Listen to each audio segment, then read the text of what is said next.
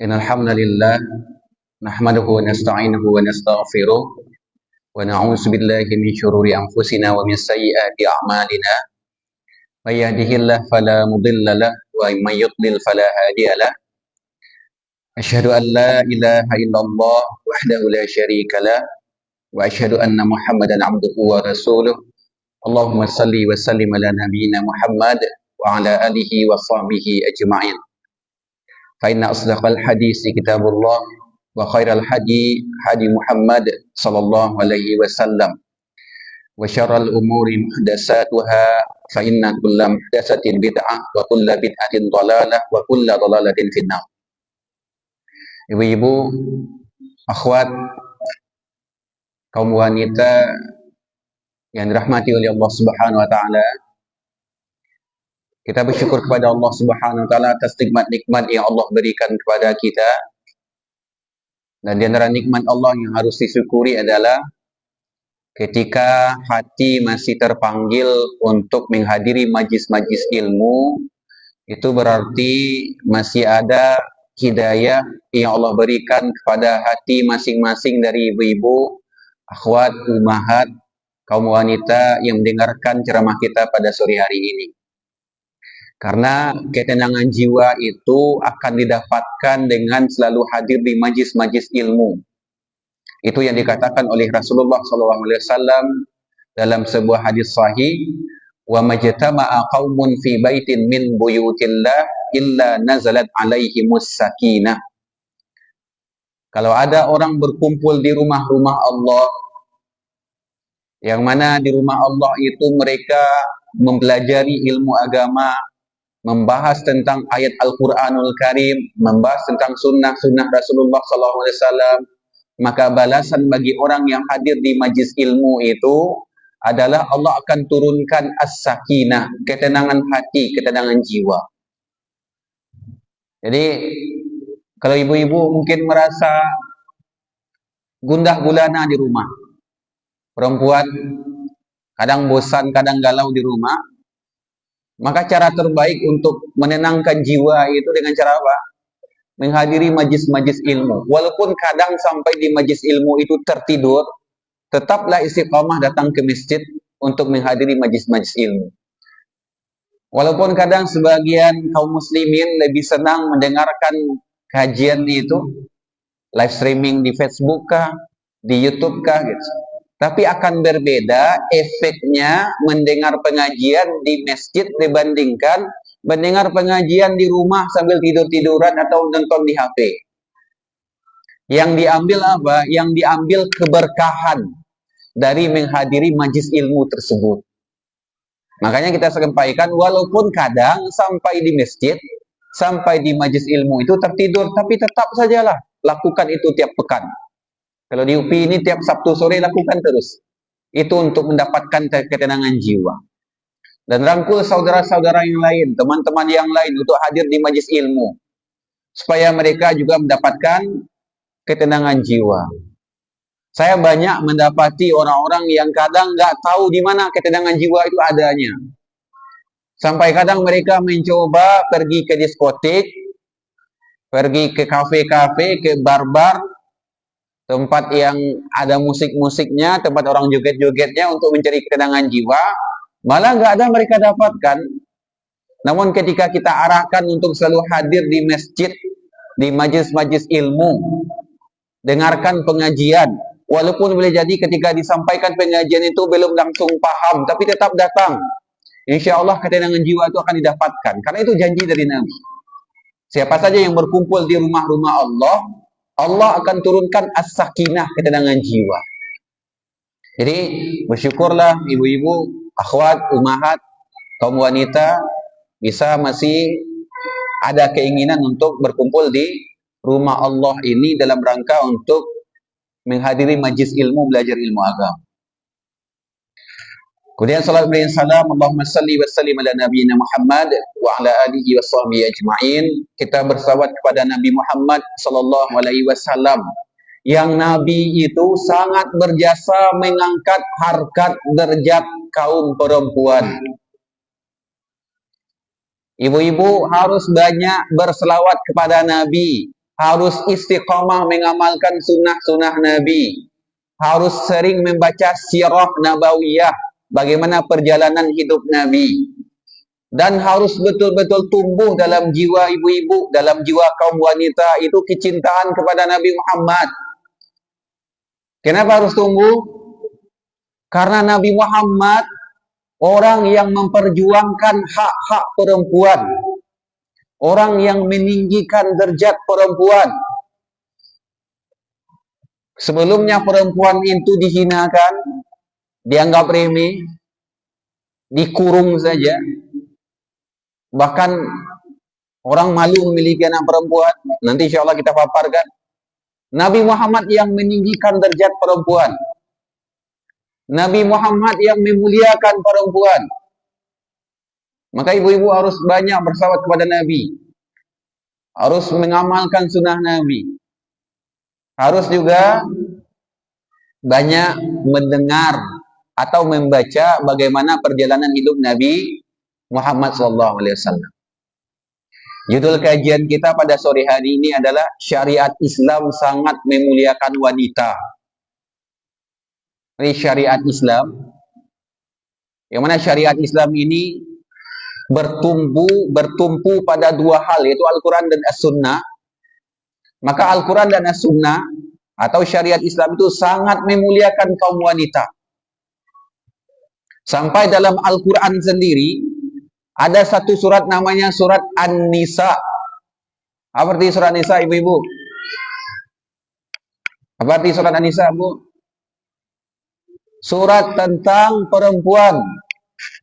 Ada di dalam Al-Quran surat Ar-Rijal, yang artinya laki-laki? Nggak ada. Dalam Al-Quran nggak ada surat Ar-Rijal, yang artinya laki-laki. Yang ada surat An-Nisa. Dikhususkan surat tentang perempuan. Salah satu bentuk kepedulian Al-Quran terhadap kaum hawa, pada ibu-ibu, kepada perempuan. Syariat Islam sangat memuliakan perempuan, sangat memuliakan kaum wanita. Sebelum kita berbicara atau pernah kita mendengar ada namanya tokoh emansipasi wanita. Kalau kita di Indonesia mungkin yang sering disebut bahkan digelari sebagai pahlawan nasional, yaitu R.A. Kartini. Kita hormati. R.A. Kartini dinobatkan oleh pemerintah Indonesia sebagai tokoh pahlawan nasional yang mengangkat harkat derajat kaum wanita di Indonesia ini. Kita hormati, tapi kita harus ingat sebelum R.A. Kartini ada, 14 abad yang lalu sudah ada seorang laki-laki yang mengangkat harkat derajat kaum wanita. Siapa dia? Nabi Muhammad SAW. Sebelum R.A. Kartini memajukan pendidikan di Indonesia ini, Nabi Muhammad dulunya sudah mengatakan kepada semua wanita melalui sebuah hadis, kata Nabi, talabul ilmi faridatun ala kulli muslim. Menuntut ilmu agama itu wajib bagi setiap orang Islam. Apakah dia laki-laki wajib menuntut ilmu agama, apakah dia perempuan tetap wajib menuntut ilmu agama. Bahkan di zaman Nabi, saking perhatiannya Nabi terhadap pendidikan perempuan, dibuat kajian khusus muslimah. Bahkan Sayyidah Aisyah, Bunda Aisyah memuji kaum Ansar, perempuan-perempuan Ansar. Apa kata Sayyidah Aisyah, Bunda Aisyah? Ni'man nisa, nisaul Ansar. Perempuan terbaik yang aku temui adalah perempuan-perempuan Ansar. Lam yamna'hunna al-haya'u ayyatafaqqahna fid din. Sifat malu yang ada pada perempuan, yang mana fitrahnya perempuan itu pemalu, tidak menghalangi perempuan Ansar itu untuk memperdalam ilmu agamanya. Dipuji oleh Bunda Aisyah perempuan-perempuan Ansar. Walaupun perempuan itu sifat dasarnya pemalu, tapi mereka gigih belajar ilmu agama. Jadi agama Islam ini, syariat Islam ini, semenjak Nabi diutus oleh Allah Subhanahu wa taala, Itu sudah mengangkat harkat derajat perempuan, sudah memotivasi perempuan untuk menjadi perempuan yang terdidik, yang cerdas. Bahkan perempuan yang paling banyak meriwayatkan hadis Nabi siapa? Perempuan yang paling banyak hafal hadis Nabi, paling banyak meriwayatkan hadis Nabi siapa? Bunda Aisyah.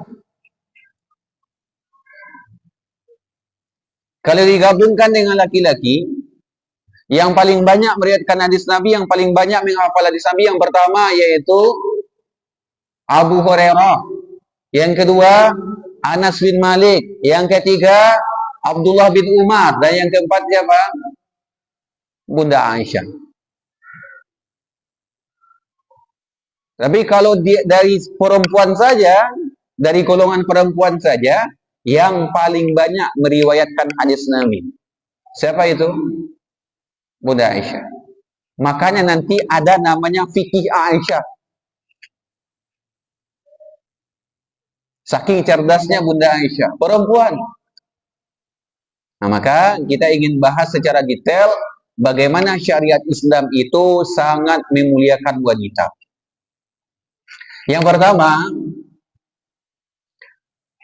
dulu orang-orang Arab jahiliyah dan juga ada di sebagian daerah di dunia ini. Orang-orang dulu benci memiliki anak perempuan. Ini kalau bisa ibu-ibu yang ini kan live streaming di Facebook ya. Saya berharap ibu-ibu yang mendengar di rumah dengar sama suaminya karena ini membahas juga tentang suami nantinya. Dengar dengan suami, suruh suami juga dengar. Walaupun kajian untuk muslimah, tapi suruh suami juga dengar. Ibu-ibu yang di rumah. Dulu orang-orang Arab jahiliyah dan sebagian daerah di dunia ini benci memiliki anak perempuan. Tidak suka kalau istrinya melahirkan, yang lahir adalah anak perempuan. Kenapa mereka nggak suka? Karena anak perempuan itu dianggap sebagai orang lemah. Bahkan ada sebagian orang di zaman Arab itu, di zaman jahiliyah dulu sebelum Nabi diutus, kalau istri mereka melahirkan dan ternyata yang lahir adalah anak perempuan, mereka marah mendapati istri mereka melahirkan anak perempuan. Dan itu digambarkan oleh Allah dalam surat An-Nahl ayat 58. Kata Allah Subhanahu wa taala, "Wa idza busyira ahaduhum bil unsa, dhalla wajhuhu muswaddan wa huwa kadhim." Apabila salah seorang di antara mereka diberi kabar gembira, dianugerahkan oleh Allah dengan anak perempuan, bil unsa, dengan anak perempuan. Apa yang terjadi? Seharusnya mereka bergembira memiliki anak perempuan, malah mereka zalla wajhuhu muswaddan, berubah wajah mereka menjadi hitam, wa huwa kazim, sambil menahan amarah. Orang dulu kalau dapat suami-suami dulu itu, kalau dapat mereka anak perempuan, istri mereka melahirkan ternyata yang lahir anak perempuan, itu menghitam wajah mereka karena menahan rasa amarah karena gak suka punya anak perempuan. Bahkan ada sebagian orang kalau yang lahir anak perempuan maka anak perempuannya dikubur hidup-hidup. Kalau yang lahir anak perempuan, maka yang anak perempuan yang lahir itu dikubur hidup-hidup. Ada sebagian orang. Digambarkan oleh Allah dalam surat At-Takwir ayat 8 sampai 9. Kata Allah, wa idzal mau'udatu su'ilat bi ayyi dzambin qutilat. Di akhirat kala ketika anak-anak perempuan akan ditanya, bi ayyi dzambin qutilat, dosa apa yang menyebabkan mereka dibunuh? Kan enggak pantas anak perempuan itu dibunuh, masa baru lahir dibunuh? Maka di akhirat kala nanti orang-orang yang membunuh anak perempuan itu anak perempuannya akan dibangkitkan oleh Allah. Orang tuanya yang membunuh anak perempuan itu akan dibangkitkan oleh Allah, akan dihisab, disidang oleh Allah Subhanahu wa taala. Enggak suka punya anak perempuan. Itu gambaran orang-orang Arab jahiliyah dulu. Maka datanglah syariat Islam. Diutuslah Nabi Muhammad SAW. Dimotivasi seseorang memiliki anak perempuan. Al-Imam Al-Bukhari punya kitab namanya Al-Adabul Mufrad. Di dalam kitab Al-Adabul Mufrad itu dibuat tentang keutamaan memiliki anak perempuan. Tapi nggak ada bab tentang keutamaan memiliki anak laki-laki.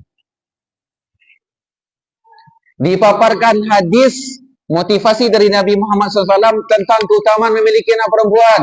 Tapi nggak ada hadis yang memotivasi orang, yang mendorong orang untuk memiliki anak laki-laki. Dimuliakan anak perempuan, dimuliakan ibu-ibu nih perempuan. Kata Nabi SAW dalam hadis sahih Imam Muslim, "Mani batuliya minal banati bi syai'in fa ahsana ilaihinna kunna lahu sitran minan nar." Siapa saja yang diberi oleh Allah anak perempuan, fa ahsana ilaihinna, orang tuanya betul-betul mendidik anak perempuannya dengan cara yang baik. Dengan cara baik dididik anak perempuannya. Kunna lahu sitran minan nar.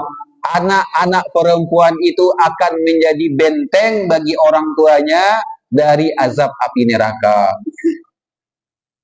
Maka ibu-ibu dan bagi bapak yang mendengarkan mungkin di masjid ini atau live streaming di Facebook, mendidik anak perempuan jangan disamakan dengan mendidik anak laki-laki. Anak perempuan itu harus dididik dengan cara yang lembut. Allah mengatakan walaisa dzakaru kal unsa. Laki-laki itu berbeda dengan perempuan. Berarti mendidik anak laki-laki juga berbeda dengan mendidik anak perempuan. Jangan disamakan. Anak perempuan harus lebih dididik dengan cinta, kasih sayang, dan kelembutan. Karena wataknya perempuan suka dicintai, suka disayangi, suka diperlakukan dengan lembut. Makanya Nabi mengatakan siapa yang diuji oleh Allah, diberikan anak perempuan, fa ahsana ilaihinna, betul-betul mendidik anak perempuan itu dengan cara terbaik, maka anak perempuan itu akan menjadi benteng bagi orang tuanya dari azab api neraka. Pahami betul hadis ini, renungi hadis ini. Bagi yang memiliki anak perempuan, bersyukurlah kepada Allah. Bersyukur kepada Allah karena memiliki anak perempuan. Kenapa? Karena janji dari Nabi, anak perempuan itu akan menjadi benteng bagi orang tuanya dari azab api neraka. Dalam hadis lain kata Nabi, ini motivasi memiliki anak perempuan. Kata Nabi, man ala jariyataini hatta tabalugha jaa yaumal qiyamati ana wa huwa wa dhamma asabi'ahu. Kata Nabi, siapa yang merawat dua orang anak perempuan sampai anak perempuannya baligh. Siapa yang mendidik dua orang anak perempuan sampai anak perempuannya balik, jaa yaumal qiyamati ana wa huwa wa dhamma asabi'ahu.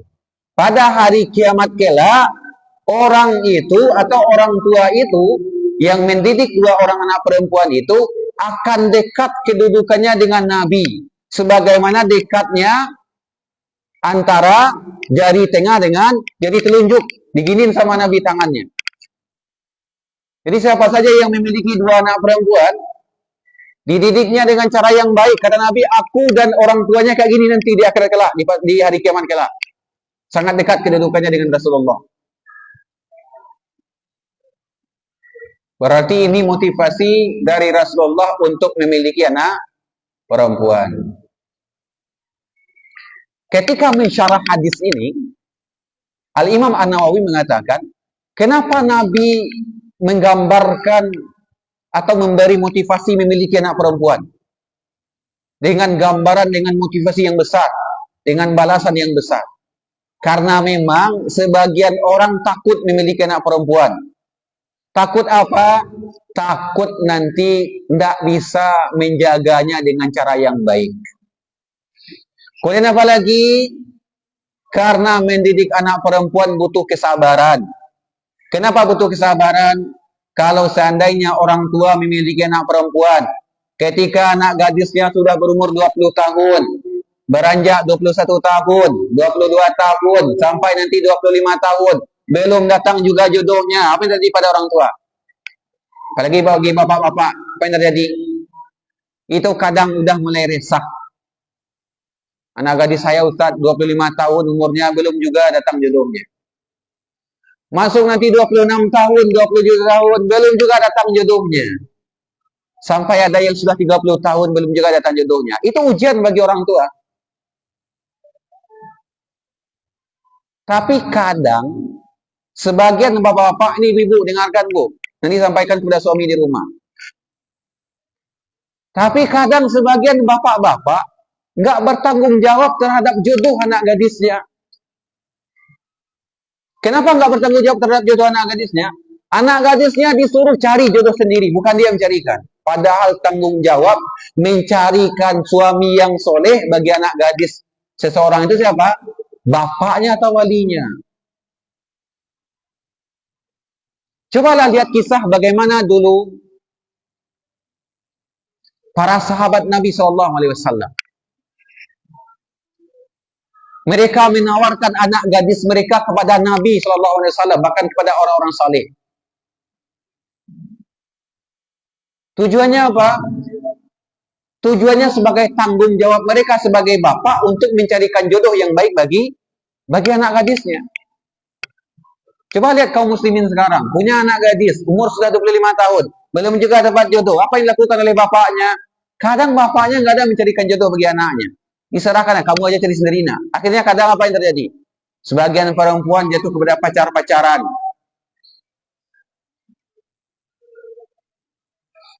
Kadang sebagian yang sudah ngaji pun nggak mau mencarikan jodoh bagi anak gadisnya. Maka ibu-ibu kalau punya anak perempuan, sampaikan kepada suami. Bang, tadi dengar kajian, kata Ustaz Nabil, kalau anak gadis kita nanti sudah saatnya menikah, abang mencarikan jodohnya. Carikan jodoh bagi anak gadis kita. Kan nanti bagi bapak-bapak bisa ada ikut kajian. Nanti ketika kajian itu mungkin ketemu sama anak-anak muda yang rutin kajian, yang bagus akhlaknya, yang taat kepada Allah, yang gigih belajar ilmu agama. Nah, ternyata belum menikah, tawarkan anak gadis kita kepada anak muda itu. Jangan merasa malu menawarkan anak gadis kepada anak muda yang soleh. Karena para sahabat banyak yang menawarkan anak gadis mereka kepada sahabat yang lain. Supaya apa? Supaya dinikahi. Nah, ini kadang ini banyak saya lihat nih kekeliruan kaum muslimin. Ketika memiliki anak gadis tapi nggak bertanggung jawab terhadap anak gadisnya dalam perkara jodoh. Sehingga kadang anak gadisnya pacar-pacaran, dan ketika seorang perempuan sudah pacar-pacaran, kadang karena terdorong oleh rasa cinta saja, tidak memperhatikan apakah laki-laki akan dijadikan sebagai calon suami itu salat atau tidak, paham agama atau tidak, itu nggak diperhatikan. Atau kalau ada seorang ibu-ibu, suami sudah meninggal dunia. Ini bagi ibu-ibu nih, punya anak gadis, suami sudah meninggal dunia. Maka yang menjadi tanggung jawab untuk mencarikan jodoh bagi anak gadis ibu-ibu siapa? Walinya ke atas. Ayahnya kan sudah meninggal dunia, beri kakeknya lagi. Suruh kakeknya mencarikan jodoh bagi cucunya yang perempuan. Oh, kakeknya sudah meninggal dunia, Ustaz. Maka kalau seandainya ibu-ibu punya saudara laki-laki kandung, maka saudara laki-laki kandung yang akan menjadi walinya. Wali anak gadis ibu itu. Nah, maka suruh dia ya mencarikan jodoh untuk anak gadis ibu-ibu. Jangan biarkan mereka mencari sendiri. Karena itu tanggung jawab dari wali si perempuan. Berarti kita paksa anak gadis kita nikah dengan laki-laki yang dicarikan oleh ayahnya, Ustaz? Bukan dipaksa. Carikan seorang laki-laki yang baik, yang soleh, kemudian perkenalkan dengan anak gadis kita. Tanya sama dia, ini ada laki-laki soleh, kamu mau nggak sama dia? Kan dalam syariat Islam tidak boleh memaksa seorang perempuan menikah dengan laki-laki yang tidak dia sukai. Makanya bahasa Nabi, anak perempuan yang masih gadis diminta izinnya untuk dinikahkan dengan seorang laki-laki yang dicarikan oleh walinya. Bagaimana izinnya? Suku tuha iznuha. Diamnya perempuan menunjukkan izinnya untuk dinikahkan dengan laki-laki yang dicarikan oleh walinya. Ini contoh gitu. Suami ibu-ibu bawa laki-laki ke rumah, perkenalkan sama anak gadis ibu-ibu di rumah. Sebelumnya mungkin bawa biodatanya. Perkenalkan sama anak gadisnya. Nah, anak gadisku, ini ada laki-laki nih. Dia mau menikah. Kamu kan juga mau menikah. Mau nggak sama dia? Ini biodatanya, ini orangnya, ini tampangnya. Kalau dia anak gadis ibu-ibu, apa kata Nabi? Suku tuha iznuha. Berarti mau dia. Karena kalau diam aja anak gadis tuh, seorang perempuan yang masih gadis itu, diam aja dia, malu-malu aja dia gitu. Berarti dia mau namanya. Tapi kalau menggeleng dia, berarti dia tidak mau. Kalau dia menggeleng, kalau tidak mau gimana? Jangan paksa dia menikah dengan laki-laki yang dia nggak suka. Walaupun laki-laki itu soleh. Laki-laki itu soleh, taat, beragama gitu, baik akhlaknya. Tapi kalau perempuan itu nggak suka, nggak bisa dipaksa. Jadi agama Islam ini juga memperhatikan fitrah perempuan. Bukan agama yang otoriter ya. Makanya sengaja kita bahas bagaimana syariat Islam itu sangat memuliakan perempuan. Jangan sampai sebagian kaum muslimin menganggap, ini ada sebagian kaum muslimin menganggap agama Islam ini sangat ketat, sangat mengungkung hak-hak perempuan gitu. Sampai ada wacana namanya kesetaraan gender gitu. Itu nggak ada, itu cuma orang-orang liberal aja yang mengebuskan di tengah-tengah kaum muslimin, jangan percaya. Islam sudah memuliakan perempuan. Sangat menghargai perempuan, sangat memuliakan kaum wanita. Dalam pernikahan saja kayak tadi. Kalau anak gadis kita nggak suka dengan laki-laki yang ditawarkan, nggak boleh dipaksa. Jadi nggak ada istilah kawin paksa dalam agama Islam ini. Kenapa nggak boleh dipaksa?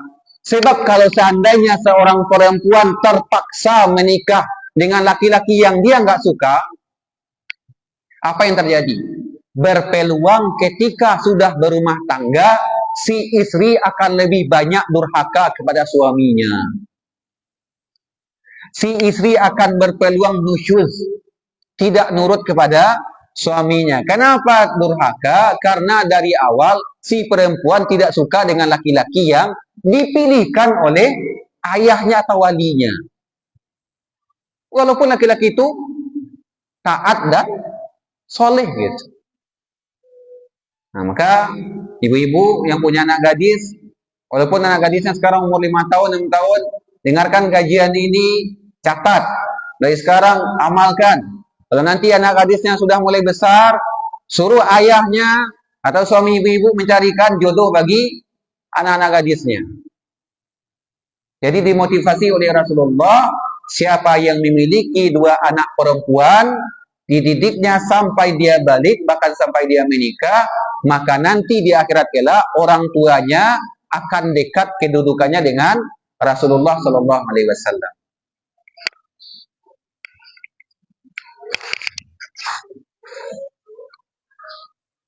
Itu yang pertama. Yang kedua lagi, bagaimana syariat Islam sangat memuliakan kaum wanita. Dulu, ini dalam kitab Ar-Rahiq wal Maktum ya, karangan Syekh Safiur Rahman Al-Mubarakfuri. Ini kitab tentang As-Sirah An-Nabawiyah, perjalanan hidup Nabi SAW. Diceritakan di dalam kitab itu, dulu orang Arab, kalau istrinya datang bulan atau istrinya haid, maka mereka akan mengisolasi istri mereka. Istri mereka akan dikucilkan dari rumah. Suami mereka tidak akan mau tinggal bersama mereka, tidak akan mau duduk berdua dengan mereka, bahkan tidak mau makan satu piring dengan istrinya. Kalau istrinya lagi haid. Ini kebiasaan orang-orang Arab jahiliyah nih. Jadi di orang Arab dulu tuh, kalau istri mereka lagi haid, lagi datang bulan, itu dianggap perempuan sedang kotor. Sehingga nggak boleh tinggal serumah dengan suaminya. Disuruhnya istrinya tinggal di tempat lain. diisolasi, dikucilkan. Suaminya nggak mau tinggal serumah dengan istrinya yang lagi haid. Suaminya nggak akan mau makan di satu nampan dengan istrinya yang lagi haid, karena dianggap perempuan itu lagi kotor. Maka ketika Nabi Muhammad SAW diutus oleh Allah, maka Nabi motivasi para sahabatnya, para umatnya untuk lebih perhatian kepada perempuan yang sedang haid. Kenapa harus lebih perhatian kepada istri yang lagi haid? Karena perempuan ketika haid lagi sakit. Dan biasanya perempuan ketika haid itu sensitif. Ya, Bu? Bu, saya tanya, Bu. Perempuan ketika haid lagi sensitif nggak, Bu? Ya, Bu? Ya, kata ibunya. Kalau perempuan lagi haid sensitif itu butuh perhatian suami lebih atau biasa-biasa aja, Bu? Butuh perhatian dari suami, perhatian yang lebih dari biasanya, atau biasa aja sikap suaminya? Butuh perhatian lebih, kan dia lagi sakit. Perempuan itu lagi sakit. Makanya Rasulullah ajarkan kepada para sahabatnya, kepada kita kaum laki-laki, bagi bapak yang mendengarkan ceramah kita, ketika istri lagi haid, nggak boleh cuek saja kepada perempuan, kepada istri. Karena ada sebagian laki-laki ketika istrinya haid, karena nggak bisa berhubungan badan, apa yang jadi? Bawanya cemberut aja kepada istrinya lagi haid. Karena nggak sempat berhubungan badan selama 2 pekan, atau selama 1 pekan. Bawaannya marah aja kepada istrinya dalam kondisi haid, karena nggak sempat berhubungan badan, nggak bisa berhubungan badan. Padahal tugas suami ketika istrinya lagi haid harus menampakkan kasih sayang yang lebih kepada istrinya yang lagi haid tersebut. Makanya Nabi SAW mengajarkan bagaimana bentuk Nabi mengajarkan kepada kaum laki-laki memperlakukan perempuan yang lagi haid atau istri yang lagi haid. Di antaranya, Nabi ketika Sayyidah Aisyah sedang haid, Nabi tetap berhubungan badan dengan Sayyidah Aisyah, tapi dengan cara yang benar. Apa caranya? Kata Nabi, isna'u kulla syai'in illa nikah. Lakukan segala sesuatu dengan istrimu yang lagi haid, wahai para suami, kecuali nikah. Apa maksud nikah di sana? Maaf, memasukkan kemaluan si suami ke dalam kemaluan istrinya, itu nggak boleh. Bahkan dalam riwayat lain, Nabi mencumbui Aisyah, Bunda Aisyah, dalam kondisi dibuka semua pakaian Bunda Aisyah, cuma ditutup bagian kemaluannya saja. Dan Nabi mencumbui Bunda Aisyah. Jadi walaupun perempuan dalam kondisi haid, seorang suami boleh tetap berhubungan biologis, tapi dengan syarat tidak boleh memasukkan kemaluannya ke dalam kemaluan istrinya, karena dosa besar, haram. Terus bagaimana caranya? Ya dengan cara yang lain. Mungkin boleh dengan tangan istrinya, atau maaf, melalui sela-sela paha istrinya, itu silahkan saja. Yang penting jangan dijauhi istri ketika istri lagi haid. Tetap romantis dengan istri ketika haid.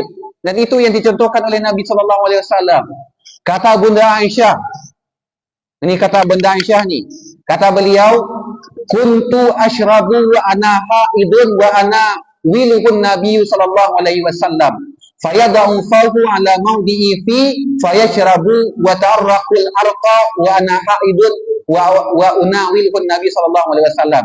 Fayada'u fahu ala mawdi'i fi. Kata Aisyah, aku minum ketika aku sedang haid. Jadi Bunda Aisyah itu minum ketika sedang haid, kemudian minuman sisanya itu, sisa minuman Bunda Aisyah itu diberikannya kepada Nabi Muhammad SAW, maka Nabi minum di gelas di mana Bunda Aisyah meletakkan mulutnya, di sana juga Nabi minum. Paham ibu-ibu mendengar tuh? Jadi contoh gitu. Bunda Aisyah tuh minum air di sini nih. Sisa airnya itu dikasih kepada Nabi, maka Nabi juga minum di bagian yang depan atau di bagian gelas yang disentuh oleh bibirnya Bunda Aisyah.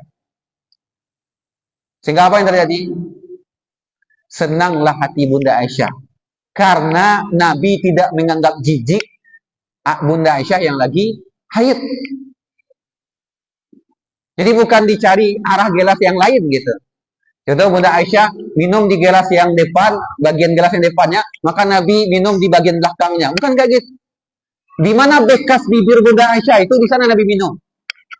Saking Nabi romantisnya dengan istrinya, walaupun istrinya dalam kondisi haid. Kemudian kata Bunda Aisyah, aku juga pernah menggigit daging. Bunda Aisyah itu pernah menggigit daging. Ketika aku sedang haid, kata Bunda Aisyah. Kemudian sisa daging, ini sisa daging nih. Sisa daging itu aku berikan kepada Nabi, maka Nabi meletakkan mulutnya di tempat bekas daging yang aku gigit dengan mulutku. Romantis Rasulullah kan? Romantis. Contoh gitu. Mungkin seorang istri makan ayam gitu. Makan paha ayam. Digigit sebagian daging paha ayam itu. Masih tersisa sedikit diberikan kepada Rasulullah SAW. Itu yang dilakukan oleh Bunda Aisyah. Maka dimakan oleh Nabi SAW sisa istrinya tersebut. Kan romantis tuh Rasulullah kepada istrinya. Makanya ibu-ibu sampaikan nanti di rumah, Bu. Suruh suami ngamalkan. Kalau bisa nanti pulang dari sini beli ayam. Ayam geprek, ayam goreng, ayam apalah gitu. Yang ada daging-dagingnya. Maka makan berdua dengan suami. Gigit sebagiannya ibu-ibu duluan, sisanya kasih kepada suami. Kalau tersinggung suaminya, masa sisanya yang kasih kepada aku? Dengar tadi ceramah Ustaz Nabil.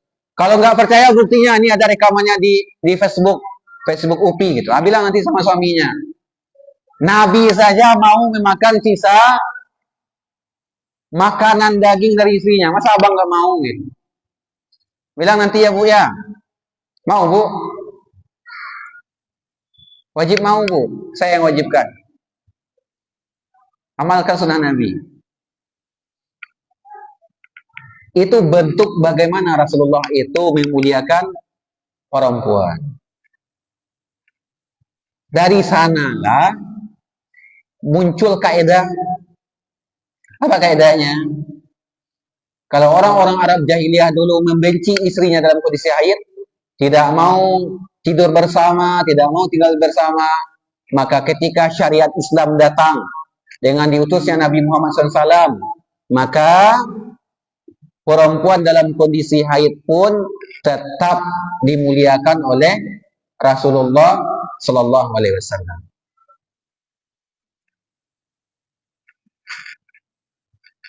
Kemudian,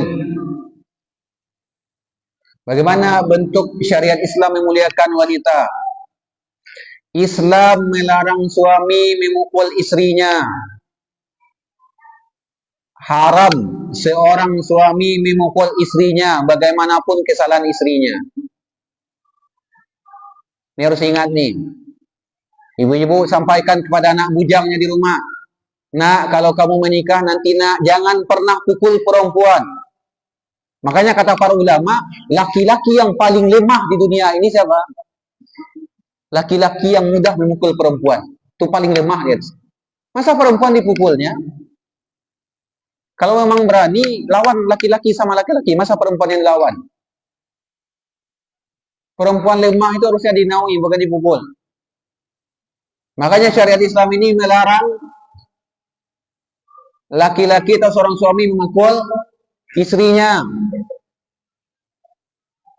Dalam sebuah hadis, kata Bunda Aisyah, ma daraba Rasulullah sallallahu alaihi wasallam syai'an qattun biyadihi wala imra'atan wala khadiman illa ayyujahida fi sabilillah. Hadis riwayat Imam Muslim. Rasulullah sallallahu alaihi wasallam sama sekali tidak pernah memukul siapapun juga dengan tangannya.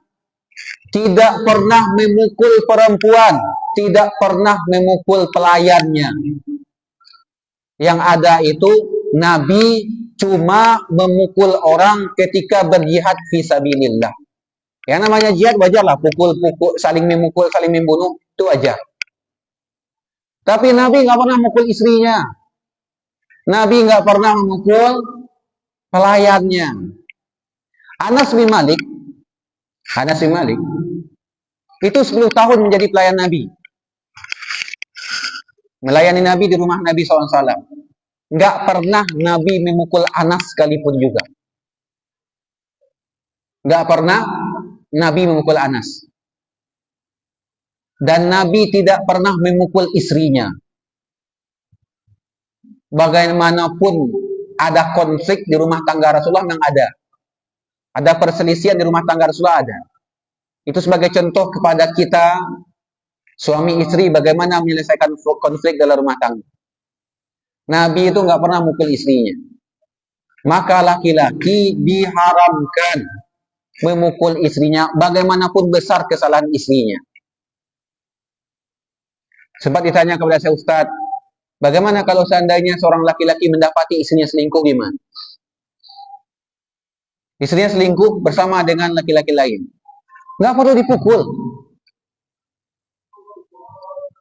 Kalau memang seorang suami mendapati istrinya selingkuh, nggak usah dipukul. Jangankan nggak usah dipukul, berkata kasarnya nggak usah. Kalau memang dia selingkuh dengan laki-laki lain, udah tinggalkan saja. Oh, kamu selingkuh dengan laki-laki lain, silakan kamu nikah sama dia, ceraikan kamu, udah selesai. Nggak perlu kita caci maki, apalagi sampai mukul, apalagi sampai bunuh, nggak perlu gitu. Kalau perempuan itu nggak bisa dinaungi lagi sebagai istri, nggak bisa lagi dijadikan sebagai istri yang harus kita nafkahi, harus kita naungi, harus kita sayangi, malah dia selingkuh dengan laki-laki lain, tinggalkan saja baik-baik. Lepaskan baik-baik. Famsikuhunna bima'rufin aw sarrihuhunna bima'ruf. Pertahankan rumah tangga itu dengan cara yang baik, atau lepaskan rumah tangga itu dengan cara yang baik. Orang Islam itu bukan orang yang menghadapi masalah dengan emosi. Apalagi sampai membunuh, apalagi sampai memukul, enggak.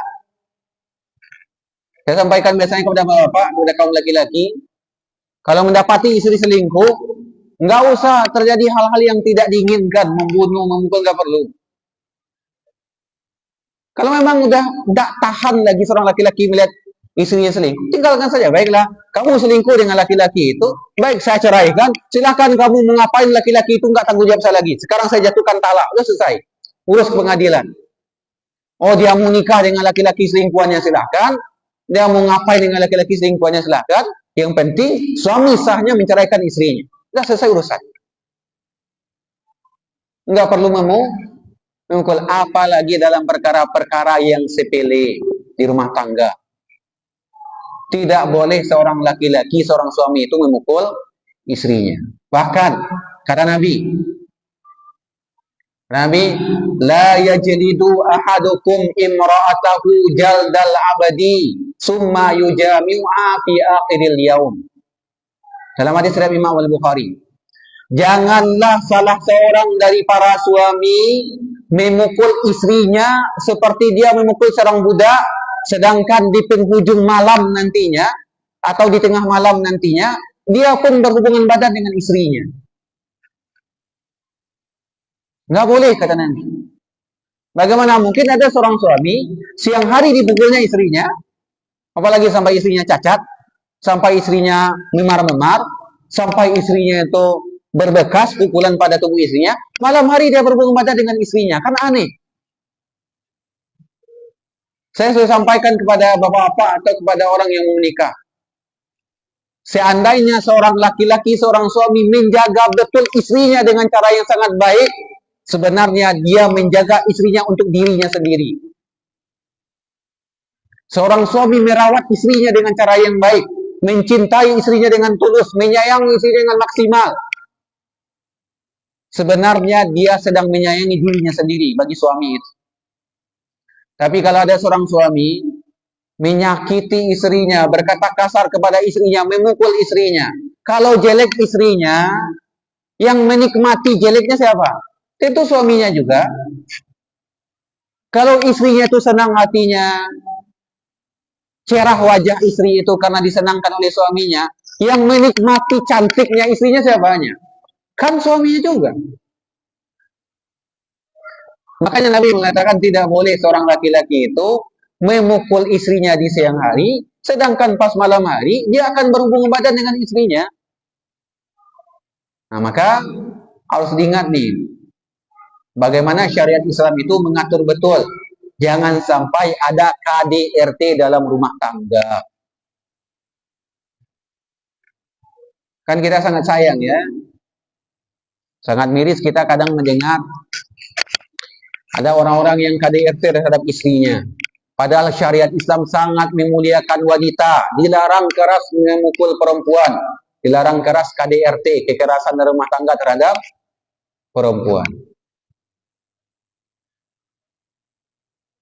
Kemudian datang pertanyaan. Ustaz, bagaimana dengan ayat yang dibolehkan memukul perempuan? Apa ayatnya? Surat An-Nisa ayat 34. Kata Allah Subhanahu wa taala,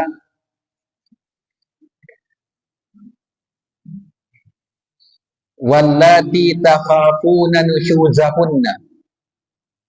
Perempuan-perempuan atau istri-istri kalian yang kalian khawatir mereka itu berlaku durhaka kepada suaminya, maka suaminya faizuhunna, maka suaminya harus memberi nasihat kepada istrinya yang durhaka tersebut. Wahjuruhunna, dan suaminya tidak tidur bersama istrinya yang durhaka tersebut. Wahjuruhunna fil madaji', tidak tidur satu ranjang dengan istrinya yang lagi durhaka tersebut. Waqribuhunna, dan suaminya boleh memukul istrinya. Apa maksud dibolehkan memukul istri pada ayat ini? Surat An-Nisa ayat 34.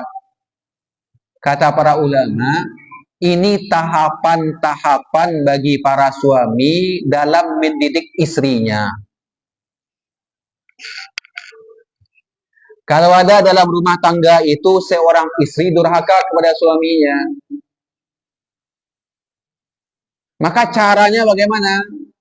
Yang pertama kata Allah, faizuhunna, berikan nasihat kepada istri.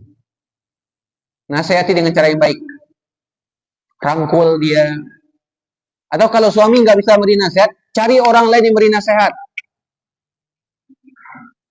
Bagi para suami, para bapak, kalau mendapati istri itu durhaka kepada suaminya, tidak nurut kepada suami, maka cara pertama adalah nasihati istri itu. Nasihati dengan cara yang baik, dengan cara yang lembut. Cari waktu-waktu terbaik dalam menasihati perempuan. Mungkin bagi bapak, ini kan mudah-mudahan ada bapak yang dengar nih. Ketika istri durhaka, jangan langsung kasar aja sama istri, enggak. Ajak dia makan bakso. Ajak dia makan apalah yang dia suka gitu. Atau belikan dia perhiasan kalau ada uang. Atau belikan dia hadiah. Kan perempuan suka dikasih hadiah. Atau kayaknya istri itu nggak punya ikat rambut, belikan dia ikat rambut. Karena ada ikat rambut 10.000, belikan 10.000 gitu. Kalau pelit rasanya bapak itu nggak ada uang rasanya, belikan yang mahal-mahal. Pokoknya beri hadiah. Nanti ketika udah dikasih hadiah atau diajak makan bakso, makan atau kemana lah ke restoran gitu. Pegang tangannya, nasihati dia, wahai sayangku gitu. Kayaknya dalam rumah tangga bagusnya kamu kayak gini deh. Kayak gini gitu. Arahkan dengan cara yang baik. Mudah-mudahan dengan dinasihati dengan cara yang lembut, perempuan itu mau berubah. Biasanya perempuan kalau dinasihati dengan cinta, insya Allah mau berubah. Tapi kalau dinasihati dengan kasar, kadang perempuan itu susah berubahnya. Karena watak perempuan itu kata Nabi apa? Seperti tulang rusuk yang bengkok. Kan ada tuh hadis kata Nabi, sesungguhnya perempuan itu khuliqna min dhila, diciptakan dari tulang rusuk yang bengkok. Sebagian ulama mengatakan itu kiasan. Bagaimana kiasan? Perempuan itu kalau dikasarin dia atau dinasihati dengan cara kasar, dimarahin gitu. Apa yang terjadi? Ibu, kalau ibu-ibu dinasihati oleh suami dengan kasar, apa yang terjadi, ibu? Apa yang terjadi, ibu? Ummahat, akhwat, ibu-ibu, apa yang terjadi, ibu? Kata Nabi, perempuan itu akan patah. Tulang rusuk itu akan patah. Kenapa patah? Karena dia bengkok, dipaksa lurus, patah dia. Tapi kalau dibiarkan saja bengkok, dia tetap bengkok. Maka kata Nabi, istau bin nisa'i khairah. Nasihati perempuan itu dengan cara yang lembut, dengan cara yang baik. Maka dalam Al-Quran surat An-Nisa ayat 34 ini juga gitu. Kalau ada perempuan, seorang istri, durhaka kepada suaminya, langkah pertama suaminya adalah fa'izuhun, beri nasihat. Nasihati dia. Kalau nggak bisa suaminya beri nasihat gimana? Cari orang lain yang beri nasihat. Mungkin perempuan itu punya ustazah gitu. Perempuan itu punya ustazah, guru tahsinnya, atau dia belajar yang lain sama ustazahnya, dan dia segan kepada ustazahnya. Datangi ustazahnya itu minta nasihati. Ustazah, tolong nasihati istri saya. Dia gini. Itu nggak apa-apa. Oh, kalau nggak bisa mungkin perempuan itu suka dengan ustadz. Ustadz apalah gitu. Di YouTube gitu. Mungkin pas ustadz itu membahas tentang bagaimana adab seorang perempuan terhadap suami, lihatkan videonya. Ada video nih dari ustadz ini. Lihatkan kepada perempuan. Mudah-mudahan kalau ustadznya yang memberi nasihat, mau perempuan itu berubah.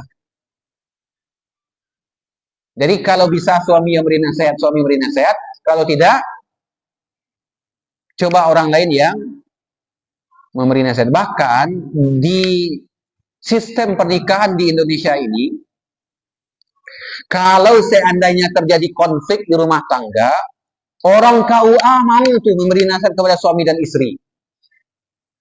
Ini contoh gitu. Kalau ada ibu-ibu, bapak, pasangan hidupnya itu nggak nurut gitu, atau ada masalah di rumah tangga, itu bisa datang ke KUA. Kan tugas KUA sebagai penyuluh. Datang ke KUA, minta nasihat kepada orang KUA. Nanti orang KUA, kalau seorang suami mendapati istrinya durhaka, maka nanti orang KUA akan manggil istrinya, dinasihatin. Atau kalau seorang istri mendapati suaminya nggak baik, maka datang ke KUA, nanti orang KUA yang akan memberi nasihat kepada suami. Jadi cara yang pertama itu, kalau seorang suami mendapati istrinya nusyuz, durhaka, fa'izuhunna, beri nasihat.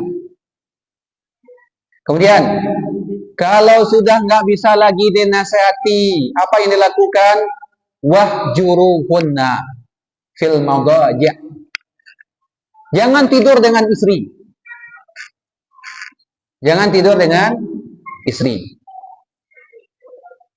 Biasanya seorang suami dan istri itu tidur berdua. Tapi karena istrinya itu durhaka kepada suaminya, jangan tidur dengan istri. Biarkan dia tidur sendiri. Supaya dia merasakan bagaimana tidur sendiri. Oh, ternyata udah lama dibiarkan istri itu tidur sendiri, Ustaz. Masih juga durhaka kepada suaminya. Baru masuk fase yang ketiga, tingkat yang ketiga. Waqribuhunna. Pukul perempuan itu, pukul istri itu. Apa yang dimaksud dengan pukul? Pukul di sini jangan salah paham. Yang dimaksud kebolehan memukul perempuan di sini adalah memukul perempuan dengan kayu siwak. Tahu kayu siwak, ibu-ibu? Kayu siwak, kayu yang digunakan untuk gosok gigi. Panjang itu paling sepanjang inilah. Sepanjang telunjuk kita ini. Pukul dengan kayu siwak ini, pegang kayu siwak yang sepanjang telunjuk ini, pukulkan ke kaki perempuan. Itu nggak sakit tuh. Nggak sakit, nggak mendatangkan bekas, nggak. Karena tujuan memukul itu hanya pukulan untuk ditarbiyah, untuk pendidikan. Bahkan ada juga sebagian ulama mengatakan pukul dengan sapu tangan. Sapu tangan itu kan kecil tuh. Pukul kaki perempuan itu, kaki istri itu dengan sapu tangan. Jangan sampai nanti disalahpahami, ada seorang suami memahami ayat surat An-Nisa 34 ini dibolehkan pukul perempuan, akhirnya dipukulnya perempuan dengan tangannya. Ditendangnya istrinya, itu haram, dosa besar. Enggak boleh. Karena yang dimaksud dengan memukul perempuan itulah pukulan yang tidak menyakitkan, pukulan yang tidak mencederai, pukulan yang tidak meninggalkan bekas. Itu yang dimaksud dengan kebolehan memukul perempuan. Itu tingkatannya ya. Kalau ada seorang istri durhaka kepada suami, beri nasihat. Kemudian jangan tidur dengan istri itu. Dan yang ketiga, pukullah perempuan itu dengan pukulan yang tidak memberi bekas, yang tidak menyakitkan, yang tidak mencederai. Kalau sudah begitu, sudah dilewati 3 tahap itu, belum juga perempuan itu berubah, maka boleh seorang suami itu menjatuhkan talak 1 kepada istrinya. Jatuhkan talak 1. Kata suaminya kepada istrinya, "Wahai istriku, sudah kunasihati kamu nggak bisa berubah, maka aku jatuhkan kepadamu talak 1. Kalau sudah talak 1 gimana? Apakah istri diusir dari rumah? Tidak. Kalau sudah talak 1, maka istri tetap di rumah. Tapi sudah talak, Ustaz. Iya, walaupun sudah talak, kalau talak 1 namanya talak raj'i namanya. Talak raj'i ini istri tetap di rumah, suami tetap memberi nafkah kepada istri, beri makan, beri minum, beri tempat tinggal, tapi suami tidak berhubungan badan, tidak banyak berinteraksi dengan istrinya yang lagi tertalak tersebut. Sampai kapan? Sampai masa iddahnya. Ada masa iddah namanya. Oh, kalau sudah masa iddahnya, sudah ditalak dengan talak 1, belum juga berubah, maka kalau sudah berlalu masa iddah perempuan, atau sebelum masa iddahnya berlalu belum juga berubah, maka ditalak dengan talak 2. Kalau udah talak 2, apakah istri diusir dari rumah? Enggak, istri tetap di rumah bersama suami, karena masih talak raj'i namanya. Istri masih tetap di rumah bersama suami, suami masih wajib menyediakan makanan dan minuman, tempat tinggal, tapi suami tidak berinteraksi dengan istrinya, diam-diam saja di rumah. Kalau sudah talak 2. Ada lagi masa iddahnya, nanti di fikih pernikahan akan ada tuh. Ada lagi masa iddahnya, masih masa menunggu, di talak 2, belum juga istri itu berubah, maka baru jatuh talak 3. Berarti memang perempuan itu nggak bisa dididik. Kalau sudah jatuh talak 3, si istri sudah tidak boleh lagi tinggal bersama suaminya di rumah. Terus istrinya diapain, Ustaz? Ya suruh istrinya keluar dari rumah, pulangkan dia ke rumah orang tuanya.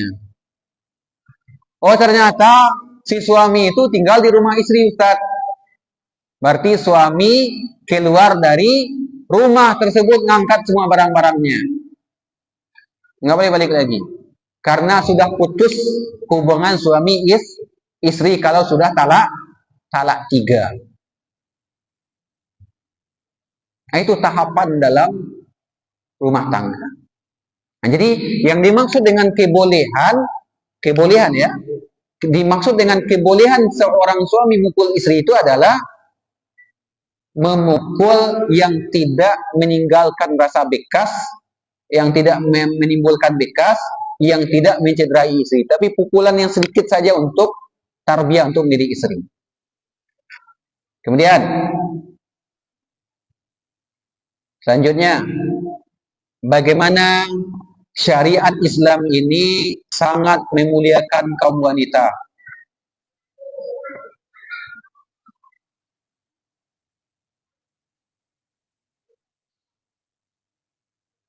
Islam tidak pernah mewajibkan wanita untuk bekerja mencari nafkah. Islam tidak pernah memerintahkan secara wajib kepada kaum wanita untuk bekerja mencari nafkah. Kenapa? Karena ketika seorang perempuan belum menikah, yang wajib menafkahinya adalah ayahnya. Dan ketika perempuan sudah menikah, yang wajib menafkahinya adalah suaminya. Itu bentuk Islam memuliakan wanita. Ini wanita itu dimanjakan tuh oleh masyarakat Islam ini. Enggak ada perintah dalam syariat Islam ini wanita itu wajib bekerja, enggak ada. Tidak ada dalil yang mewajibkan perempuan itu wajib bekerja. Karena perempuan itu dinafkahi. Ketika dia masih gadis, belum memiliki suami, belum menikah, maka wajib ayahnya menafkahi anak gadisnya. Berikan kebutuhan anak gadisnya. Anak gadisnya butuh pakaian, berikan pakaian. Anak gadisnya butuh tempat tinggal, berikan tempat tinggal. Anak gadisnya butuh makan, butuh minum, butuh uang jajan, butuh uang, berikan. Dibebankan kepada ayahnya.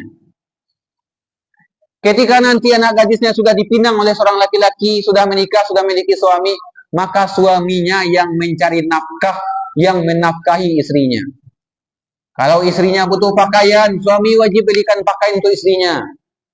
Suami wajib memberikan nafkah berupa sandang, pangan, dan papan kepada istrinya.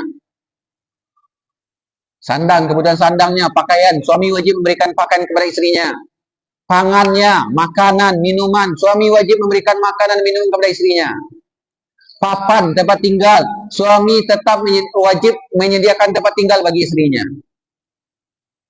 Kalau dulu perempuan sebelum menikah, ayahnya yang menyayangi anak gadisnya, yang menampakkan kasih sayang, yang menaungi anak gadisnya. Ketika sudah berumah tangga, maka sang suami wajib menaungi istrinya, wajib menampakkan kasih sayang kepada istrinya. Itulah keadaan perempuan. Terus bagaimana kalau perempuan bekerja, Ustaz? Perempuan boleh bekerja dengan syarat izin suami dan pekerjaannya tidak melanggar aturan-aturan Allah dan aturan Rasulullah SAW. Nah, itu bentuk pemuliaan syariat Islam terhadap kaum wanita. Nggak ada wajib perempuan itu jadi tulang punggung keluarga, nggak ada. Walaupun sebagian perempuan kita lihat ada yang bekerja, bahkan ada yang menjadi tulang punggung keluarga. Tapi dalam syariat Islam tidak ada kewajiban. Kalau perempuan mau bekerja silakan. Tapi dengan syarat tadi. Tidak melanggar aturan-aturan yang sudah ditetapkan oleh syariat Islam. Begitu juga Islam tidak melarang wanita berkarir, bekerja, berprestasi. Tidak ada dilarang oleh agama Islam. Dengan syarat apa tadi? Kalau perempuan itu bekerja, kalau perempuan itu berkarir, kalau perempuan itu berprestasi, tidak melanggar aturan-aturan syariat Islam. Oh, ibu-ibu mau berdagang, silakan berdagang, Bu, asalkan tidak melanggar aturan syariat. Bukankah contoh sudah ada pada diri istri Rasulullah SAW, yaitu Bunda Khadijah. Bunda Khadijah itu saudagar besar. Istilahnya apa tuh? Perempuan pengusaha gitu. Bunda Khadijah itu adalah perempuan pengusaha dan pengusaha besar, yang mana perdagangan Bunda Aisyah itu bukan perdagangan antar daerah, tapi sudah sistem ekspor dan impor, sudah perdagangan antar negara. Ini Bunda Aisyah itu perdagangan yang beliau geluti, bisnis yang beliau geluti itu bisnis antar negara, sudah main ekspor impor gitu. Kenapa kita katakan main ekspor impor, sudah perdagangan antar negara?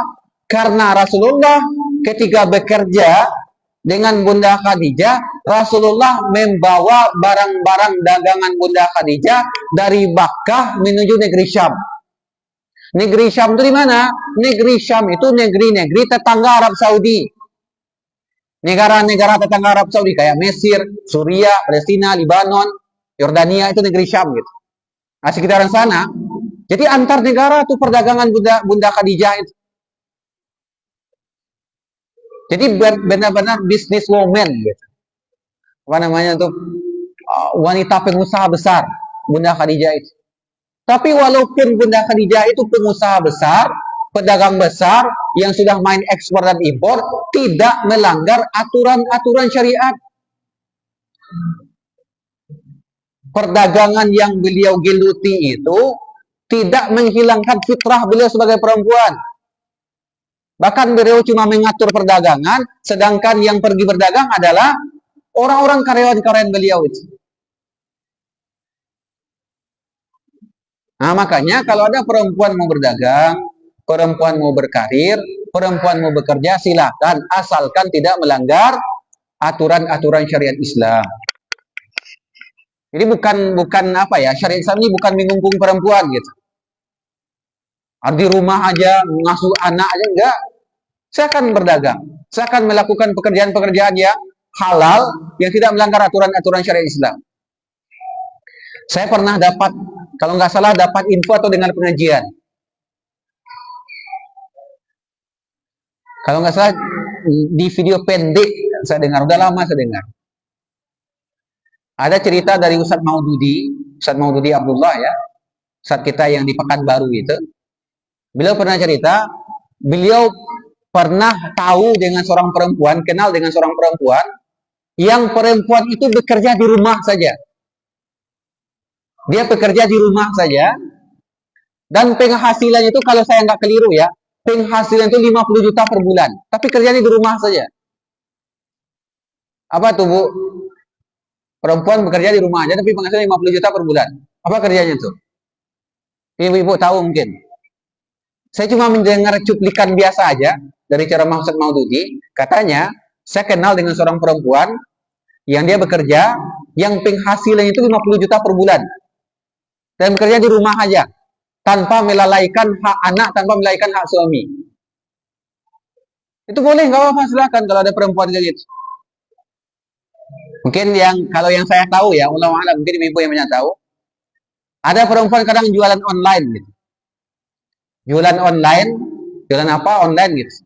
Kemudian nanti ada kurir yang datang menjemput, ada kurir yang ngantar. Sistem bayarnya transfer saja gitu. Kan ada perempuan gitu. Dia promosikan barang dagangannya cukup di media sosial saja. Melalui HP, melalui laptop gitu, melalui komputer gitu. Nah itu sampai penghasilan 50 juta per bulan. Tapi tidak menghalangi dia untuk memenuhi kewajibannya kepada suaminya atau memenuhi kewajibannya sebagai ibu kepada anak-anaknya. Makanya dibolehkan perempuan itu berkarir dalam agama Islam. Kemudian selanjutnya, bentuk kasih sayang Islam kepada perempuan, bentuk bagaimana syariat Islam ini sangat memuliakan perempuan adalah adanya syariat poligami. Nah, jangan pulang dulu Bu. Ibu-ibu dengar poligami pulang lagi. Kok Ustadz bilang poligami ada memuliakan perempuan? Iya, poligami itu memuliakan perempuan loh Bu. Kiranya sampaikan ya, poligami itu memuliakan perempuan, bukan melecehkan perempuan, bukan menghinakan perempuan. Kenapa kita katakan poligami itu memuliakan perempuan? Dalam syariat Islam, seorang laki-laki itu kalau mau poligami banyak syaratnya. Apa syaratnya? Yang pertama, memiliki ilmu tentang fikih poligami. Kadang ada ikhwan-ikhwan datang kepada saya, Ustaz, saya mau poligami. Saya bilang, antum kalau mau poligami harus belajar dulu fikih poligami, baru boleh poligami. Yang pertama, seorang laki-laki kalau ingin poligami harus paham dulu fikih poligami. Detail-detailnya harus paham. Kok nggak ada di UPI kajian tentang poligami? Datang ke rumah Sanabil. Suruh sama ibu-ibu yang poligami. Kalau ada sama ibu-ibu poligami, Bu, suruh dia datang sama saya, Bu. Suruh dia les sama saya dulu atau privat sama saya 6 bulan. Fikih poligami. Nanti saya ajarin fikih poligami. Yang kedua apa lagi? Bagaimana syaratnya laki-laki poligami? Poligami hanya dibatasi untuk 4 perempuan. Jadi kalau laki-laki ingin poligami, maksimal isinya hanya 4 saja, nggak boleh lebih. Yang ketiga apa lagi? Syarat poligami wajib berlaku adil terhadap istri-istrinya. Dari segi kasih sayang, dari segi perhatian, dan dari segi sandang, pangan, dan papat. Jangan sampai nanti seorang laki-laki poligami, istri pertamanya karena sudah tua, rumahnya kecil saja. Tapi karena dia memiliki istri kedua yang masih muda, rumahnya besar, mewah, zalim, dosa. Adil. Dari segi tempat tinggal, dari segi nafkah sehari-hari, pangan, dan dari segi kasih sayang. Itu syarat-syarat poligami. Islam membatasi poligami hanya boleh 4 orang perempuan saja. Balik lagi, syariat poligami merupakan bentuk syariat Islam yang memuliakan wanita. Kenapa? Karena dulu di zaman jahiliyah orang berpoligami tanpa batas. Maka saya sampaikan poligami itu ibu-ibu bukan memperbanyak istri, tapi mengurangi jumlah istri. Paham ya Bu ya? Ibu-ibu, akhwat. Poligami itu bukan memperbanyak jumlah istri, tapi mengurangi dan membatasi jumlah istri. Karena di zaman jahiliyah dulu, sebelum Nabi Muhammad diutus, orang berpoligami banyak-banyak tanpa batas. Makanya ada dalilnya tuh. Apa dalilnya? Di antaranya yang pertama nih. Saya bacakan. Dalam hadis riwayat Imam Abu Dawud, Nasai, Al-Baihaqi, ada seorang sahabat bernama Muawiyah Al-Qushairi. Dia mengatakan, "Ataitu Rasulullah sallallahu alaihi wasallam." Kata Muawiyah Al-Qushairi, "Aku pernah datang kepada Rasulullah sallallahu alaihi wasallam. Fakultu, aku berkata kepada Rasulullah, ma taqulu fi nisa'ina?" Oh, enggak, bukan ini, maaf, saya keliru dalam mengutip. Bukan Muawiyah, Qais bin Haris. Saya keliru, maaf. Kata Qais bin Haris, kata beliau, aslamtu wa indi samani niswah. Aku masuk Islam dan aku memiliki 8 orang istri. Ini hadis riwayat Imam Ibnu Majah nih. Disahihkan oleh Syalbani. Kata Qais bin Haris, seorang laki-laki. Kata Qais bin Haris, ketika aku masuk Islam, aku memiliki 8 orang istri. Fa'ataitu Nabi sallallahu alaihi wasallam. Kemudian aku datang kepada Nabi.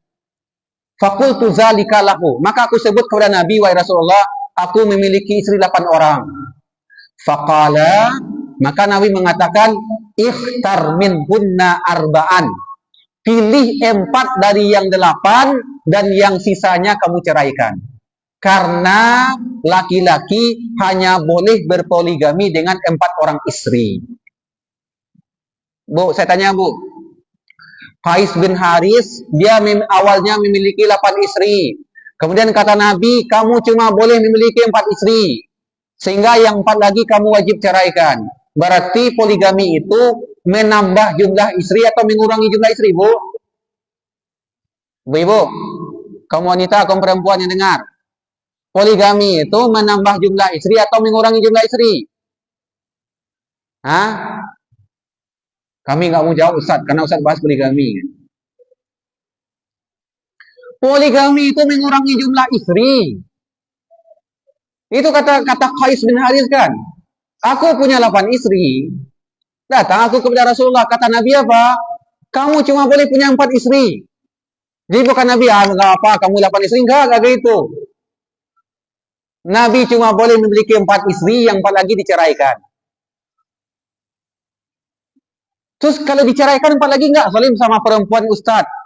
Harus ingat ibu-ibu, para sahabat dulu kalau ada perempuan-perempuan sahabiah yang diceraikan, ada laki-laki lain yang meminangnya. Ini nggak ditelantarkan gitu aja, ada laki-laki lain yang menikahinya gitu. Jadi poligami itu bukan menambah jumlah istri, tapi mengurangi atau membatasi jumlah istri. Itu yang pertama. Yang kedua, hadis riwayat Imam At-Tirmizi dinilai sahih juga oleh Syalbani. Ada seorang sahabat yang bernama Ghailan bin Salamah As-Saqafi.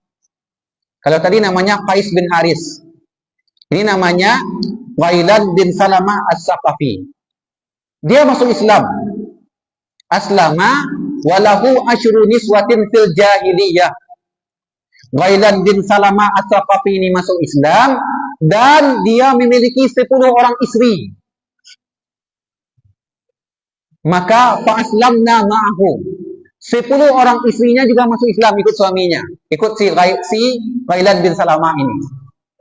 Fa'amarahun Nabi sallallahu alaihi wasallam ayyatahayyara arba'an minhunna.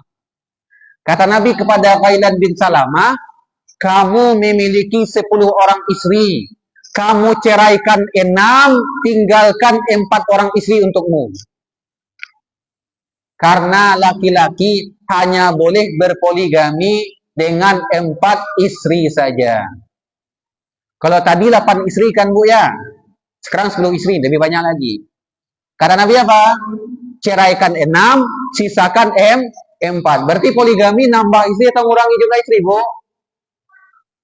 Bu, jawab Bu, walaupun berat menjawabnya Bu. Poligami menambah istri atau mengurangi jumlah istri, Bu? Mengurangi jumlah istri. Makanya kita katakan syariat poligami itu anugerah Allah yang Allah berikan kepada kita umat Nabi Muhammad. Walaupun sebagian perempuan berat untuk menerimanya. Coba kalau nggak ada syariat Islam gimana? Orang akan berpoligami bebas tanpa batas. Bahkan saya pernah dapat cuplikan berita, ada di India katanya. Ada seorang laki-laki punya 100 orang istri. Bayangkan tuh, laki-laki punya 100 orang istri. Enggak zalim dia kepada istrinya nanti itu. 100 orang gimana cara bagi malamnya? Gimana cara bagi nafkahnya? Datanglah syariat Islam membatasi. Sebelumnya orang berpoligami bebas tanpa batas, maka syariat Islam membatasi. Boleh berpoligami dengan syarat adil. Belajar dulu fikih poligami, maksimal cuma 4, wajib adil. Kalau laki-laki poligami enggak adil, apa balasannya? Di akhirat kelak dikumpulkan di padang mahsyar dalam kondisi laki-laki itu tubuhnya miring, nggak lurus, nggak normal, tapi miring, condong tubuhnya. Kenapa? Karena dia tidak adil bersama istri-istrinya yang dipoligami. Paham ya Bu ya? Jadi kalau ada suami poligami gimana Bu? Diizinkan atau tidak Bu? Gimana Bu? Jawablah Bu. Kalau suami ibu poligami apa bilang Bu? Berpoligamilah udah. Karena udah mengamalkan sunnah Nabi gitu jawabannya Bu. Enggak, salah jawabnya gitu.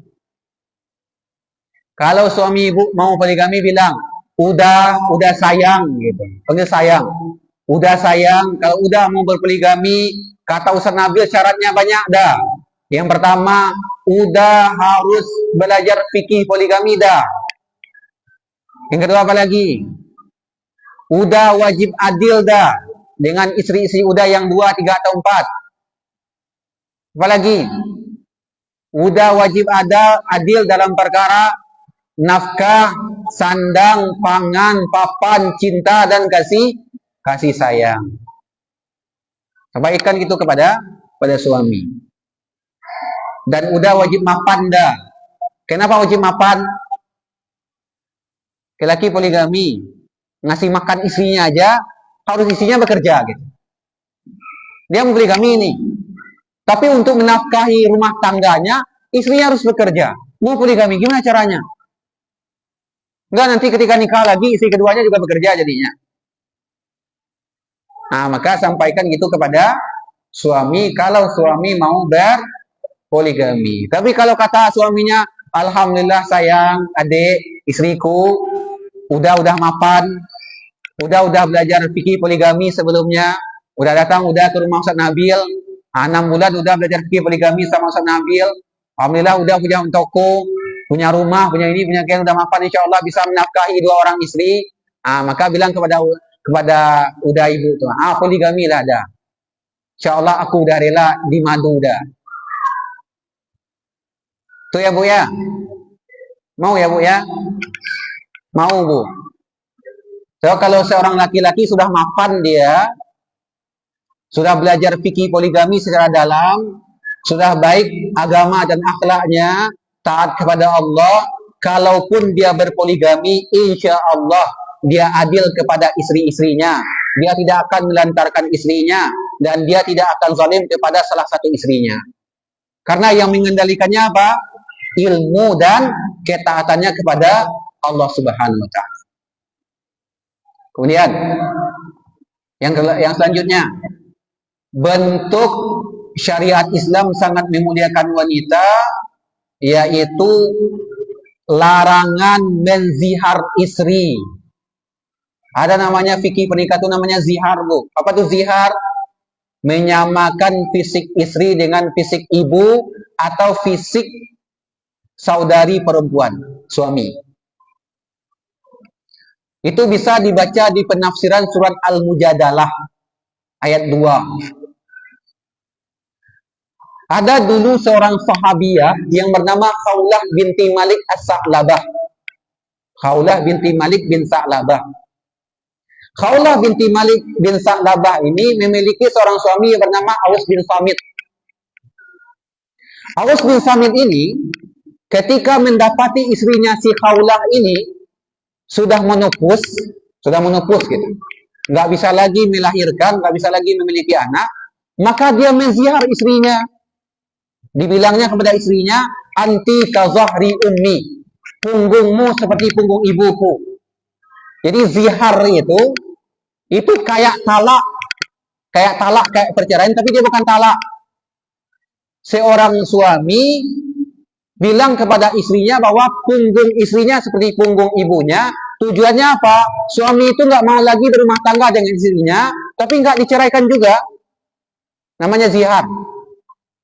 Jadi suami si Aus bin Samit ini, dia bilang kepada istrinya, punggungmu seperti punggung ibuku. Dia nggak mau lagi berumah tangga dengan istrinya, tapi juga nggak diceraikan. Jadi digantung istrinya ini. Gitu. Maka mengadulah istrinya Khawlah binti Malik bin Sa'labah kepada Rasulullah. Maka mendengar pengaduan Khawlah binti Malik bin Sa'labah ini, Allah turunkan surat Al-Mujadalah.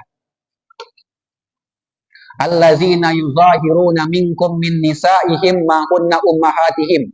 In ummahatuhum ilallahi walanakum innahum la yaquluna munkaran minal qawli wa zura. Orang-orang yang menzihar istri mereka itu nggak boleh disamakan fisiknya dengan fisik ibu mereka, karena ibu mereka adalah orang-orang yang telah melahirkan mereka. Kemudian pada ayat ketiganya Allah memberi hukuman kepada laki-laki yang menzihar istrinya. Apa itu? Wajib memerdekakan budak. Kalau nggak sanggup berpuasa 2 bulan berturut-turut. Kalau nggak sanggup berpuasa 2 bulan berturut-turut, wajib memberi makan 60 orang fakir miskin. Zihar itu dilakukan oleh Aus bin Samit kepada istrinya yang sudah menopause. Istrinya sudah menopause, nggak bisa lagi melahirkan, nggak bisa lagi punya anak, diziarnya istrinya, digantungnya istrinya. Maka dilarang oleh syariat Islam. Intinya apa? Jangan sampai seorang suami ketika mendapati istrinya sudah menopause, sudah tua, dia tidak menampakkan kasih sayangnya kepada istrinya. Itu nggak boleh. Saya pernah ada kedapatan ibu-ibu, ada seorang bapak-bapak, orang berpendidikan, udah tua, umurnya udah 60 tahun. Ketika saya bertamu ke rumah bapak ini, kemudian bapak ini sama-sama dari luar bersama saya.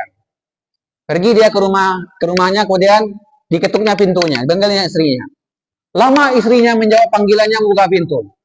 Akhirnya ditunggu juga, saya di belakang gitu. Di belakang bapak ini. Karena bertamu ke rumahnya, menemui beliau. Akhirnya ketika istrinya sudah buka pintu, marah-marah dia kepada istrinya.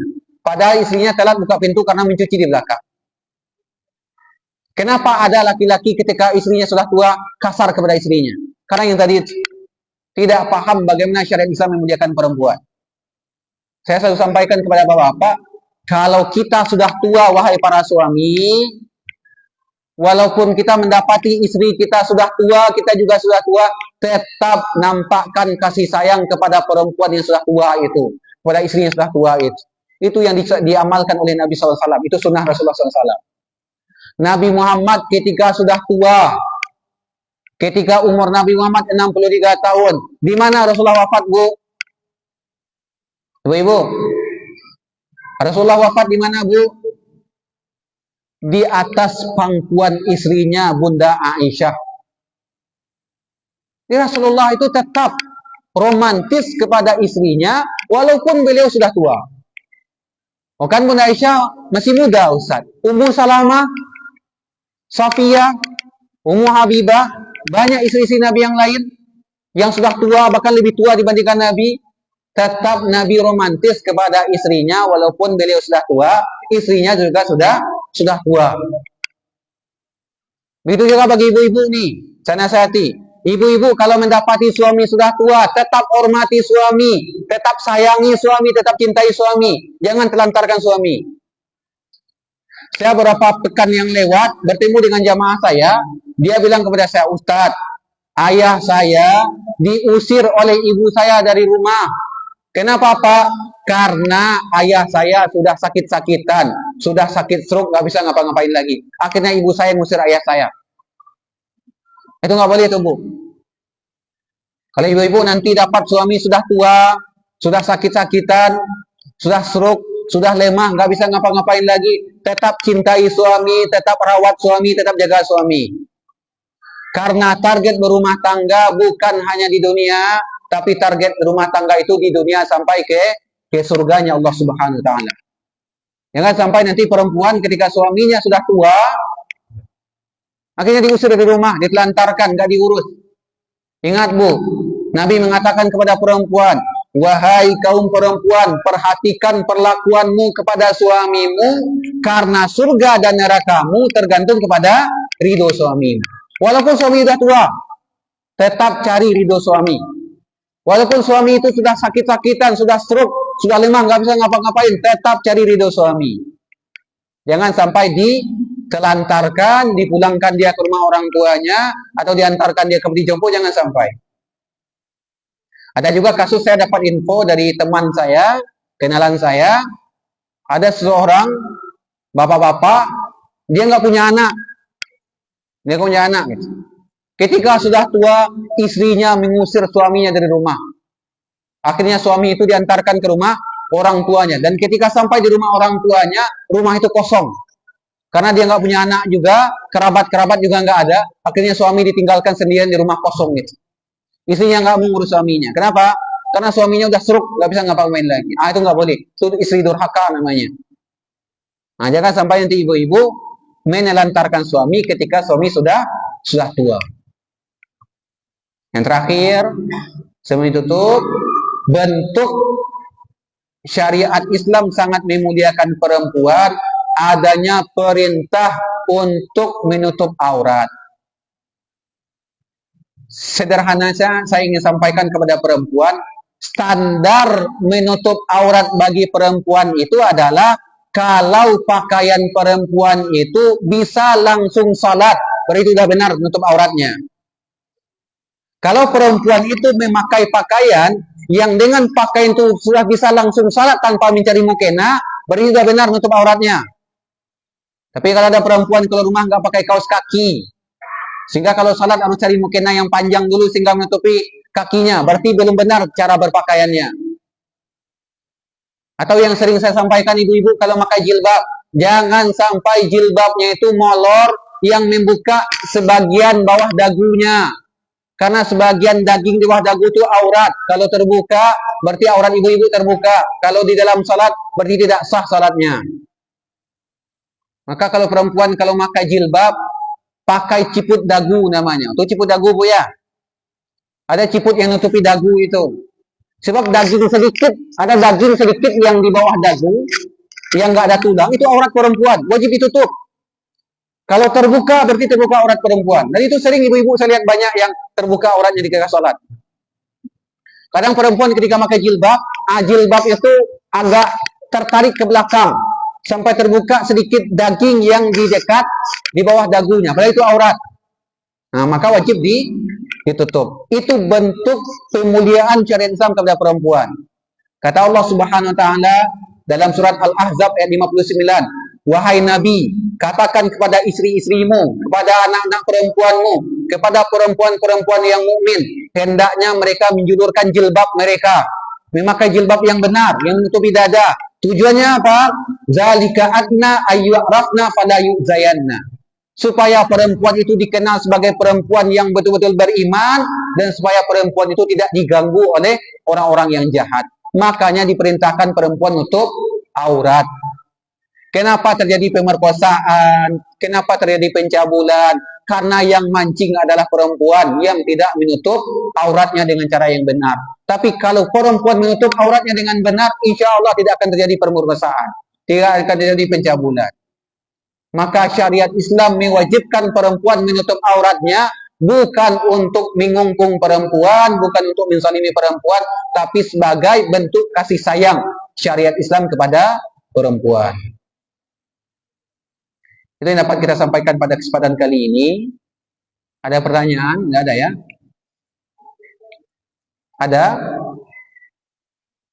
Kalau ada silahkan.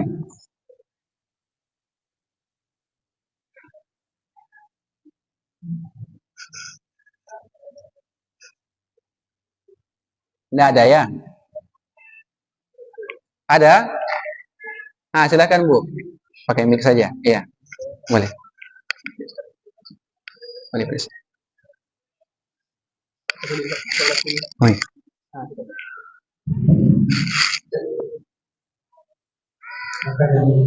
Silakan ibu-ibu yang bertanya, silakan.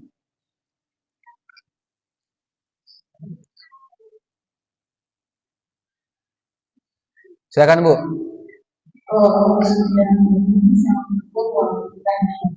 Waalaikumsalam warahmatullahi wabarakatuh. Ini Ustaz, sebenarnya ada tidak pernah dalam bagaimana orang wanita yang sedang berdalam tidak berhubungan dengan suami rumah, kemudian dia sudah terjadi cinta. Gimana? Ada perempuan yang tidak mau lagi berhubungan badan dengan suaminya. Perempuan ini kan dia sudah janda. Sudah janda. Terus dia berzina dengan suami. Iya. Itu sudah dinasihati dan dia tidak mau mengakui dan tidak ada buktinya. Bagaimana caranya? Soalnya kalau anak dia kan atau keluarga dia itu dampaknya gimana ke keluarga usaha atau bagaimana cara? Baik. Waalaikumsalam. Baik, tentang masalah kalau ada perempuan yang janda dia berzina. Yang pertama ingin saya soroti gini. Kita tidak bisa memvonis orang betul-betul berzina kecuali kalau melihat orang itu betul-betul berzina. Nanti ibu-ibu, saya sarankan ikuti kajian Ustaz Elfi Syam. Nanti ada di bab jinayat namanya, di fikih muyasar itu. Ada bab jinayat namanya. Bab jinayat itu bab hukuman masalah perzinaan. Kapan seseorang itu betul-betul divonis berzina dan dihukum dengan hukum rajam kalau dia sudah menikah, dirajam sampai meninggal dunia, syaratnya itu ketat. Bagaimana syaratnya? Kalau seandainya ada dua orang saksi yang melihat perempuan itu berzina dengan laki-laki, betul-betul melihat dengan mata kepalanya sendiri, dua orang saksi ini. Dan yang betul-betul dilihat itu betul-betul masuk kemaluan si laki-laki ke dalam kemaluan si perempuan, baru divonis perempuan dan laki-laki ini berzina. Kalau seandainya baru digrebek, contoh gitu, ada penggerebekan kos-kosan, ketika digerebek di kos-kosan itu bertemu dengan seorang laki-laki dan seorang perempuan bugil, nggak berpakaian, nggak berbaju gitu. Kita nggak bisa memvonis mereka langsung berzina yang dihukum dengan hukum rajam. Kenapa? Karena belum tentu kemaluan si laki-laki masuk ke dalam kemaluan si perempuan. Ini saking ketatnya agama Islam nih. Jadi nggak bisa kita langsung vonis betul-betul berzina perempuan ini, belum, jangan langsung divonis. Kecuali kalau ada 2 orang saksi atau 4 orang saksi yang melihat kemaluan si laki-laki masuk ke dalam kemaluan perempuan. Itu yang pertama. Yang kedua, kalau memang sudah ada yang lihat, Ustaz, betul-betul masuk gitu. Ada 2 orang saksi, dia janda sedangkan berzina dengan laki-laki lain dengan suami lain. Maka tugas kita memberi nasihat kepada perempuan itu. Rangkul dia dengan cara yang baik, motivasi dia untuk menikah lagi, berikan gambaran-gambaran tentang keutamaan berumah tangga, keutamaan pahala menjadi istri yang soleh. Berikan motivasi itu. Kalau masih nggak bisa juga, doakan kepada Allah Subhanahu Wa Taala supaya perempuan itu mendapatkan hidayah dari Allah Subhanahu Wa Taala. Tapi intinya ini ya, saya ingin tegaskan, dalam fikih jinayat ini saya insya Allah fikih muyasar itu saya udah hampir seluruhnya udah saya baca tuh yang sama Ustaz Ilfi Syam itu, karena saya juga bahas di kajian yang lain. Di belakang-belakang dia dalam fikih jinayat, Islam sangat ketat menerapkan hukum potong tangan bagi pencuri. Islam sangat ketat menerapkan hukum rajam bagi pezina. Kalau nggak ada yang lihat kemaluan laki-laki masuk ke dalam kemaluan perempuan, nggak bisa diterapkan hukum rajam bagi laki-laki dan perempuan itu. Nggak bisa kita katakan mereka itu betul-betul berzina. Makanya harus ada 2 orang saksi atau 4 orang saksi. Maka bagi ibu yang bertanya, coba pastikan dulu benar-benar berzina nggak? Karena kadang ada perempuan itu baru dekat-dekatan saja.